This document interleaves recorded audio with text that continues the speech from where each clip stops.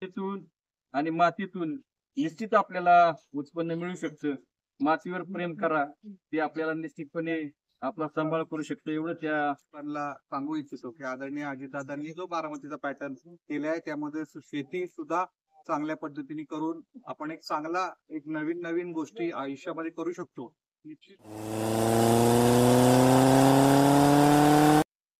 करणारे आमचे मित्र म्हणले त्यांच्याकडे देखील तो आमचा नंबर 71 नंबर झालेला आहे. पुणे जिल्हा मध्यवर्ती शेतीच्या असल्या कारणामुळे आज एवढ्या मोठ्या रकमेची गाडी घेण्याचे धाडस आम्ही निश्चितपणे करू शकलो. सर्व शेतकऱ्यांची आपल्या शेतीवरती करावी, शेतीवरती निष्ठा करावी. यामध्ये जिल्हा मध्यवर्ती बँक काही कमी पडणार नाही. कारण दादा नेहमी म्हणतात की शेतकऱ्यासाठी ही बँक ऍसेट गाडी होती त्यांनी त्यावेळेस 1000 नंबर घेतला होता आणि ती गाडी घ्यायला आम्ही गेलो होतो. त्यावेळेस आज पराळ्या गावातील शेतकऱ्याने शेतीच्या स्वरावरती रेंज रोवर गाडी घेतलेली आहे. याचं कौतुक केलंच पाहिजे. अभिनंदनास्पद कामगिरी केलेली आहे. आपण त्यांच्याकडून त्यांच्या यशोगाथा त्यांच्या कामगिरीबद्दल थोडीशी माहिती घेणार आहोत. प्रथमतः अभिनंदन. भगत फॅमिलीचं संपूर्ण तुम्ही गाडी घेतली, आनंद आहे. त्या गाडी घेण्याचं शेतकऱ्याचं गाडी घेतली त्याच्यावरती काय म्हणणं आहे सांगा. नमस्ते आणि सर्वांचे प्रथमतः आभार. आमच्या श्रीराम शेती उद्योग समूहाच्या ऊस शेतीमधून आम्ही ही रेंज रोवर अशी कुठे किंमत असणारी गाडी काल माझ्या मुलाच्या वाढदिवसाच्या निमित्त आणि आमचे श्रद्धास्थान असलेले स्वर्गीय श्री भगत यांना प्रिय असणारी श्री गणेशाची चतुर्थी त्याच्या औचित्य साधून मी ही रेंज रोवर काल गाडी घेतली. गेल्या 50 वर्षापासून आम्ही ऊस शेती करत असून आमचे चुलते भगत बापू यांच्या मार्गदर्शनाखाली सहकार वाचला पाहिजे, सहकार टिकला पाहिजे, सहकार जगला पाहिजे हे पुणे जी आम्ही गाडी घेतलेली ती पीडीसी बँकेच्या माध्यमातून श्री सिद्धेश्वर सोसायटीच्या माध्यमातून ही आम्ही जवळजवळ 1 कोटीची गाडी घेतली. त्याला 50 लाख रुपये पीडीसी बँकेच्या माध्यमातून आम्ही फायनान्स उपलब्ध करून गेले. गेल्या काही वर्षापासून तसेच गेल्या 3 वर्षापासून सतत आम्ही 5000 टनापेक्षा जास्त ऊस उत्पादन घेत असून तो श्री सोमेश्वर सहकारी साखर कारखान्याला घालत असेल. त्याच्या कृपे आशीर्वादाने म्हटलं तरी वावगं ठरणार नाही. कारण तो देणारा कारखाना उत्पादक शेतकऱ्यांना त्या दराच्या जोरावर खरं तर आम्ही ही गाडी घेऊ शकलो आणि गाडीवर घेतलेलं असणार कर्ज देखील त्याच्या ऊसाच्या दरातूनच आम्ही फेडण्याचा निश्चितपणे प्रयत्न करणार आहोत. आज खरं तर स्वर्गीय भाऊसाहेबरावजी भगत यांनी जी एक कल्पना मांडली होती की शेती कशी केली पाहिजे, शेती कशी पिकवली पाहिजे, त्यांनी ज्या सांगितलेल्या गोष्टी त्याचा अनुकरण करून निश्चितपणे आमचं हे भगत कुटुंब तसं ऊस उत्पादन घेत असून आज आपण पाहताय की त्या ऊस उत्पादनातून आणि जॉईंट फॅमिली आमच्या असल्या कारणामुळे आज एवढ्या मोठ्या रकमेची गाडी घेण्याचे धाडस आम्ही निश्चितपणे करू शकलेलो आहोत. आज या गाडी घेण्याच्या प्रसंगी आमचे मार्गदर्शक पीडीसी बँकेचे संचालक सर देखील इथे उपस्थित आहेत आणि नेहमी सुखदुःखामध्ये आमचे सौगडे असणारे मित्र जरी आज ते बारामती सहकारी बँकेचे चेअरमन असले ते प्रत्येक कार्यात ते नेहमी पुढे असतात. त्या ते महालक्ष्मी उद्योग समूहाचे सर्व सभासद साधू हे देखील इथे उपस्थित आहेत. आमच्या घरातील सर्व मंडळी, सर्व नातेवाईक, सर्व मित्र मंडळी, सर्व आमच्या कुटुंबावर प्रेम करणारा परिवार आज आमचे संचालक सहकारी सर्व मित्रमंडळी आज या आमच्या आनंदामध्ये सहभागी आहेत. त्यांचे खरं तर मी मनापासून आभार देखील आमच्या कुटुंबाच्या वतीनं मानतो आणि श्री सिद्धेश्वराने आमच्यावर अशीच कृपादृष्टी ठेवावी ही श्री सिद्धेश्वर चरणी प्रार्थना करतो. आणि शेतीतून आणि मातीतून निश्चित आपल्याला उत्पन्न मिळू शकतं. मातीवर प्रेम करा, ते आपल्याला निश्चितपणे आपला सांभाळ करू शकतो. एवढं त्या निमित्तानं सांगू शकतो. बाकी आपण सर्व जाणते आहात. शेतकरी असूनही 1 कोटीची रेंज रोवर गाडी घेतलेली आहे. शेतकरी काय करू शकतो हे यांनी दाखवून दिलेलं आहे भगत फॅमिलीने. या ठिकाणी पीडीसी बँक संचालक सर आहेत, त्यांच्याशी आपण बोलणार आहोत.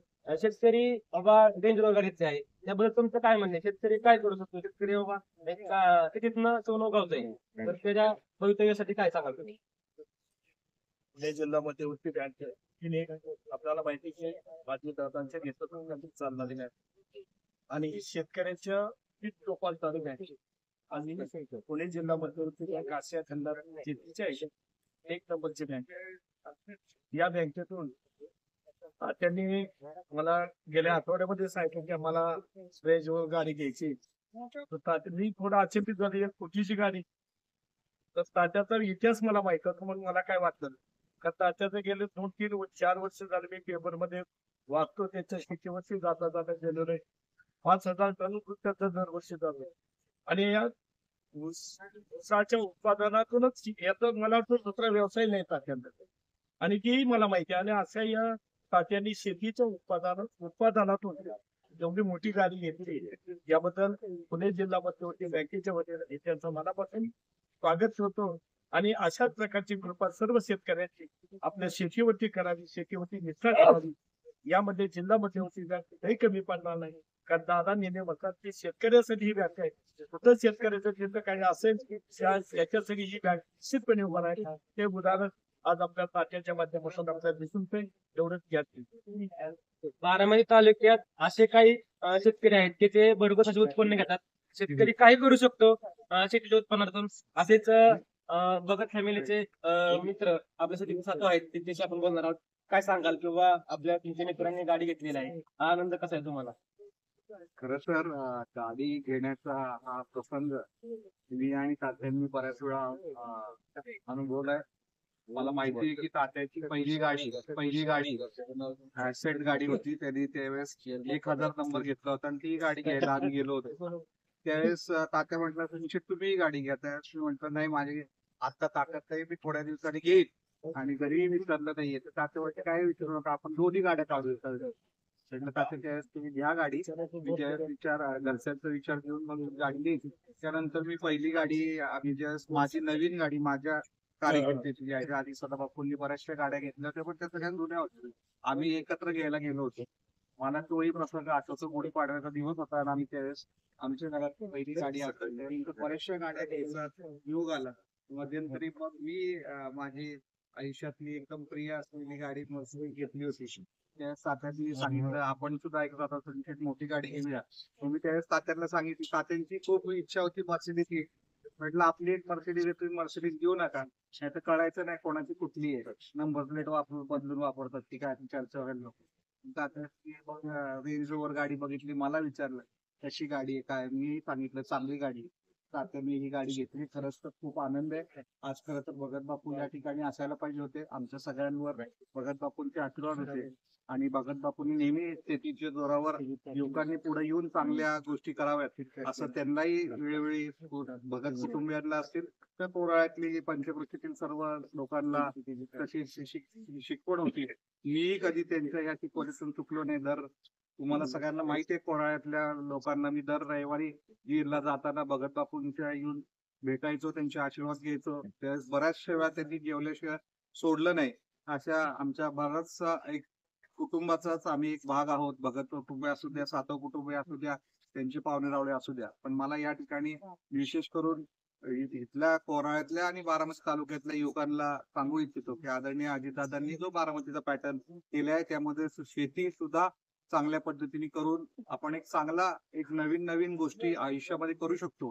निश्चितच सगळ्यांनी 1 कोटीची गाडी घेण्याचं हे बांधायला पाहिजे उराशी. परंतु सुरुवातीला चांगल्या पद्धतीने आपलं घर संसार हे सगळं करून शेती करून मग जे शिल्लक पैसे राहतील त्यातून ह्या सगळ्या आपण चैनीच्या वस्ती घेऊन आपल्या कुटुंबाचं आपलं नावलौकिक वाढवावं.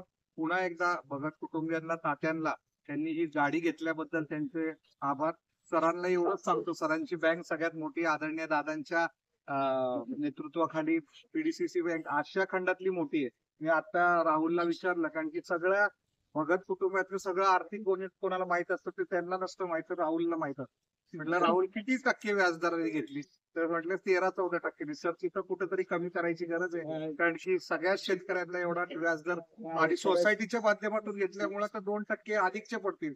सर आमची बँक जरी छोटी असली आम्ही 9% गाड्यांचं कर्ज देत होतो. थोडं शेतकऱ्यांसाठी कमी व्याजदराने ते कर्ज उपलब्ध करण्यासाठी दादांना विनंती करावी, जेणेकरून सगळ्यांना गाड्या घेणं शक्य होईल आणि आमचाही व्यवसाय थोडासा वाढेल, एवढंच या ठिकाणी सांगतो. आणि, पुन्हा एकदा भगत कुटुंबीचे आभार आणि कौतुक करतो. धन्यवाद.